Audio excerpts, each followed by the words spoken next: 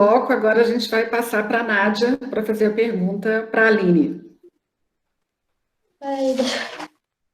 Como vocês veem o relacionamento dos publicitários e do pessoal do marketing com o consumidor final pós-pandemia? Nádia, me explica um pouquinho, assim, você está falando do relacionamento das ações da marca e como o consumidor vai enxergar isso no final? Como eles vão estar enxergando o posicionamento da marca nesse momento, né? Tanto no âmbito nacional quanto no âmbito Regional. internacional, porque Ah, internacional, tá ótimo. Então, é uma pergunta ampla, né? Eu acho que uma coisa legal, que eu acho que é um gancho do que o Maicon estava falando no final do outro bloco, com a pergunta da Marina, da professora Marina, é que tem duas palavras que a gente sempre fala no escritório que são palavras-chave para a construção de uma marca, que é coerência e consistência. Quando a professora Marina pergunta sobre oportunismo, né, ações oportunistas das marcas, e Maicon fala que isso não é uma ação, não tem que ser uma ação de marketing, mas uma ação de marca, eu acho que a palavra coerência é uma palavra que grita, né?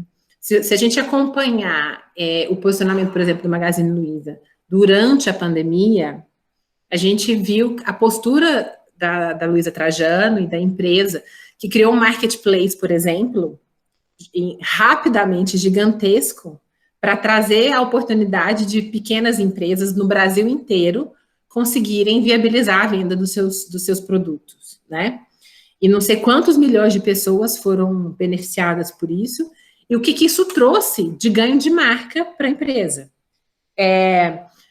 No relatório a gente fala desse movimento BLM, né, Black Lives Matter, que explodiu nos Estados Unidos em plena pandemia, e aí a gente vê esse contexto da conversa sobre a história o papel do negro na sociedade, a opressão, e que isso borbulhou nesse momento. Acho que a empresa foi muito coerente na ação que ela propõe a partir disso, né? Muito conectada com o seu tempo, muito estratégica, mas coerente com o que vinha trabalhando anteriormente. E aí eu acho que essa coerência traz um colchão assim de segurança para que essas ações não sejam vistas como oportunistas, mas como verdadeiras a partir de um caminhar da empresa. E consistência, porque não pode parar, né? Então, e aí eu acho que, só para retomar de novo, que acho que foi um exemplo maravilhoso que a Marina trouxe, a empresa não parou, o Magazine Luiza não parou, eles fizeram, desde o começo da pandemia, eles têm feito uma série de ações positivas e bastante assertivas para marcar esse momento e posicionamento deles, né? Em contraste com outras empresas que se posicionaram muito mal no começo. Aliás, na verdade, os seus CEOs se posicionaram muito mal, que eram completamente incoerentes com o próprio posicionamento da empresa. O Michael citou o Madeiro, que está no report, mas eu acho que é um anti-case maravilhoso, porque o Madeiro, há pouquíssimo tempo antes, tinha mudado o próprio posicionamento, né? O Madeiro tinha passado de melhor hambúrguer do mundo para um hambúrguer que faz o mundo melhor.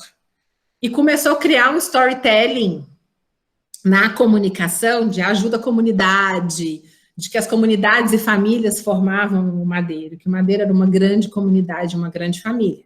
E aí, quando veio o checkmate disso, que foi no início da pandemia, que era fechar e mandar todo mundo para casa, né, e manter as famílias sendo sustentadas, a gente ouve a declaração do CEO que se morressem 7 mil pessoas, não ia fazer grande diferença, já estava todo mundo velho mesmo, né?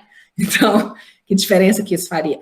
Então, isso é uma grande incoerência com relação ao posicionamento que ele vinha trabalhando muito ostensivamente até então, né? Então, acho que essa palavra coerência, junto com consistência, são elementos chaves para a construção desse posicionamento que gera essa conexão com quem vai optar pela marca. Hoje em dia anda muito difícil nessa nomenclatura. A gente falar consumidor já não é mais o que a gente pode falar usuário já não é mais o que a gente pode falar, porque a gente tem que falar de pessoas, e pessoas são muito mais que consumidores, usuários, target, público, e por aí vai, né? Então, as pessoas que querem estar presente na rotina, no cotidiano da marca. E por aí tem uma série de camadas, né? Porque essa história toda é uma grande cebola, tem uma série de camadas aí que é a história da consciência, é a história de mostrar para as pessoas que os valores da marca estão conectados com os valores atuais, né? Com o Zeitgeist. Então, eu acho que eu deixaria essas duas palavras-chave aí, que eu acho que é uma boa reflexão para as marcas, de coerência e consistência. Arnaldo? Bom, Aline, Michael, né, como eu sempre faço aqui nos nossos hangouts, eu sempre me coloco numa posição de aprendizagem, né, e tem sido muito rico para mim. Todas as passagens aqui, de alguma forma, me acrescentou bastante e agora não é diferente, né. Mas a minha questão, ela é uma continuidade do que você já vem falando nesse blog, Aline. Você falou em coerência e consistência e uma dificuldade crescente de denominar esse outro que está a consumir a marca, né? Então, pegando essas duas palavras que você colocou, coerência, consistência, eu coloco mais duas e como é que fica essa equação? A minha pergunta é justamente essa. Colaborativo, coworking, como é que isso vem de alguma forma, influenciar, a fermentar alguma mudança? Como é que tem sido visto isso do ponto de vista de vocês? Então, eu acho que isso está muito conectado ao Zeitgeist, né? Essa história de entender o outro como parte do processo. Um dos relatórios que a gente citou, porque a gente cita várias fontes e as fontes estão hiperlinkadas no material, né? É o relatório da Protein, que é uma agência de monitoramento de tendência, e ela fala sobre, chama exclusivity, o relatório de exclusividade, né? E lá ela desenha uns gráficos que são muito interessantes, falando dessa evolução da relação das marcas com quem está as consumindo, né? Com as pessoas que estão do outro lado. Então, o terceiro, que ela fala que é do futuro, ela coloca as pessoas e as marcas e aquela setinha do cíclico, né? Porque eu acho que é inevitável, se você não perceber a existência do outro, e se isso não te afetar na sua entrega, você vai ficar desconectado. Porque a gente está vivendo uma era de hiperconexão. A gente está vivendo uma era em que a distância diminuiu. Em algumas coisas a gente sabe que aumentou, se a gente tiver um olhar bastante crítico, mas a gente sabe que a informação chega mais rápido, né? A qualidade dessa informação é um questionamento, mas ela chega mais rápido. Então, se a gente não for sensível a isso, se a gente não se atentar para isso, e aí, isso acontece em vários níveis, Arnaldo, eu acho que também depende muito da capacidade da empresa de se adequar para isso. Eu realmente acho, de verdade, que a empresa tem que entender quem ela é e qual que é a identidade dela para ela propor qualquer passo desses, porque são passos audaciosos, quando você fala em co-colaboração, co-criação e tudo, né? Eu não acho que você pode dar um passo maior do que a perna porque você tropeça, e isso é um problema.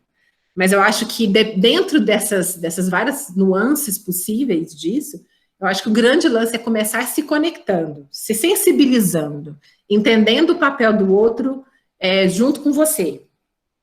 E aí tem alguns outros passinhos que você vai até chegar num ponto de uma efetiva cocriação, que a gente vê, por exemplo, as grandes marcas que têm estrutura e ferramentas para isso, fazendo muito bem, né?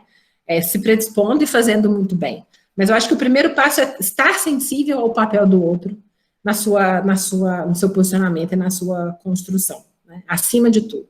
E aí, analisando e entendendo como se conecta com seus valores, como se conecta com o seu propósito, como se conecta com a sua entrega e conseguir organizar coisas que são bacanas e relevantes. Porque acho que uma terceira palavra é relevância, né? É uma palavra importante para esse momento que a gente está vivendo.